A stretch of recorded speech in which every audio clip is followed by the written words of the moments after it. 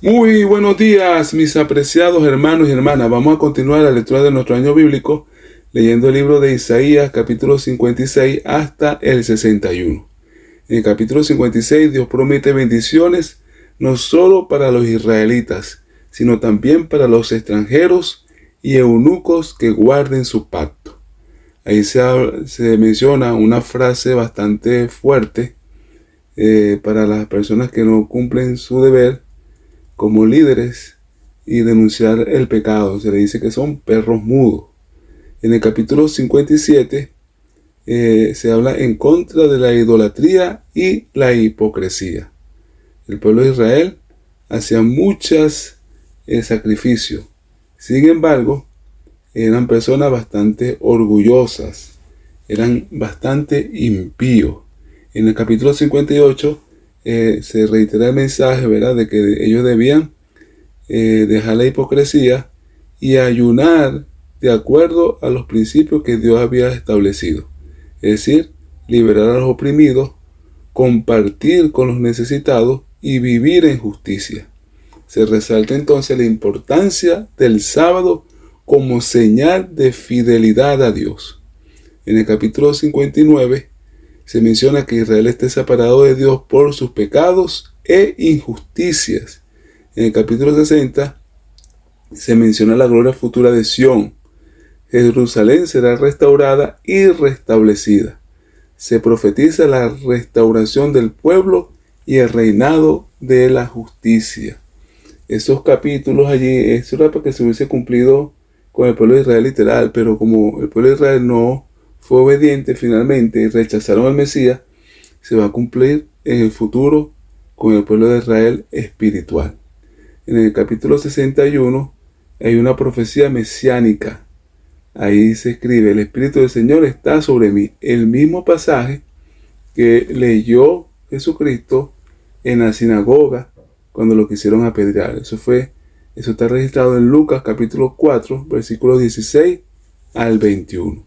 Así que ahí se menciona la misión del Mesías: sanar a los quebrantados, liberar a los cautivos y proclamar el año de favor de Dios. Estos capítulos combinan advertencia, llamado al arrepentimiento y hermosas promesas de restauración, enfatizando la justicia, la verdadera adoración y la esperanza en el Mesías. Y me gustaría enfatizar Isaías 61:1. En este pasaje, Isaías profetiza sobre la venida de un siervo ungido por Dios con una misión específica: traer libertad, sanidad y restauración. Siglos después, Jesús, como ya lo mencioné, lee este versículo, ¿verdad? Y entonces él menciona: hoy se ha cumplido esta escritura delante de vosotros. Este versículo no solo revela la identidad y el propósito del Mesías, sino que también nos desafía a entender nuestro papel en la misión de Dios. La frase "el Espíritu de Jehová, el Señor, está sobre mí" indica una investidura divina. En el Antiguo Testamento, el Espíritu Santo capacitaba a los profetas, reyes y jueces para cumplir la voluntad de Dios. En el Nuevo Testamento, Jesús es el ungido por excelencia. En su bautismo, el Espíritu descendió sobre él como especie de una paloma. Mateo 3:16. Jesús no actuó con su humanidad solamente, sino bajo la unción del Espíritu Santo. Como seguidores de Cristo, también necesitamos el poder del Espíritu para cumplir nuestra misión. Según Hechos, capítulo 1, versículo 8. Ungir en hebreo es Mashá, de donde viene la palabra Mesías. La unción era un acto simbólico de consagración para reyes, sacerdotes y profetas. Jesús es el Mesías prometido, el ungido de Dios, enviado con un propósito redentor. La unción no es solo un título, sino una capacitación para la obra de Dios. Todo creyente en Cristo ha sido ungido con el Espíritu Santo, según 1 Juan capítulo 2, versículos 20 y 27.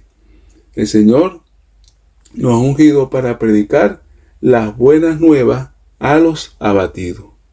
Buenas nuevas es una palabra que viene del griego evangelium, que se usaba cuando el emperador cumplía años. Entonces se daba esa buena noticia. Ahora, la buena noticia es que Jesús nos rescató gratuitamente con su sangre preciosa. Jesús predicó a los pobres, a los marginados y a los rechazados.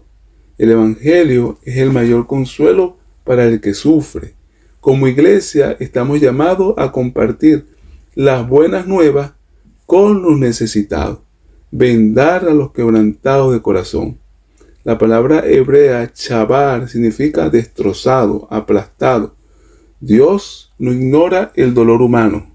Jesús es el sanador de los corazones rotos, según Salmo 147, versículo 3. Cristo es nuestra esperanza en el dolor. Debemos ser instrumentos de restauración para otros, proclamar la libertad a los cautivos y a los presos, apertura de la cárcel.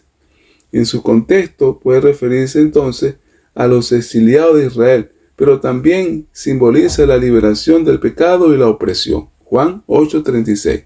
Jesús venció el pecado y la muerte, según Colosenses 2:15. La verdadera esclavitud es el pecado, pero Cristo nos hace libres. Vivimos en esa libertad, ayudamos a otro a conocerla.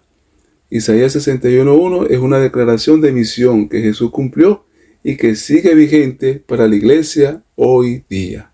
Estamos viviendo conforme a la misión del ungido. Es tiempo de actuar. ¡Maranata! ¡Bendiciones!